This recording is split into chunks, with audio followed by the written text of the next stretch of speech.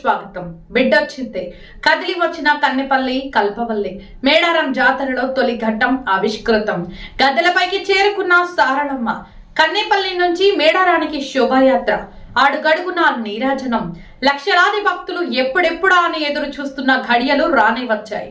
తెలంగాణ కుంభమేళ మేడారం మహా జాతరలో తొలి ఘట్టం ఆవిష్కృతమైంది. కన్నెపల్లి నుంచి సారళమ్మ గంగారం మండలం పూసుకొండ్ల నుండి పగిడితరాజు ఏటూరు నాగారం మండలం కొండాయి గ్రామం నుంచి తీసుకొచ్చిన గోవిందరాజు ప్రతిరూపాలను బుధవారం అర్ధరాత్రి గద్దెలపై ప్రతిష్ఠించారు. కన్నెపల్లి ఆలయంలో సారళమ్మకు ప్రధాన పూజారితో పాటు వడ్డెరలు ఉదయం నుంచి సాయంత్రం వరకు ఆదివాసీల సాంప్రదాయం ప్రకారం పూజలు చేశారు. సాయంత్రం వెదురుబుట్ల అమ్మవారి ప్రతిరూపమైన పసుపు కుంకుమ భరణి తీసుకుని బయలుదేరారు. ఆదివాసీ పూజారులు భక్తులు వెంటరాగా భారీ బందోబస్తు మధ్య మేడారం గద్దెలకు తీసుకువచ్చారు.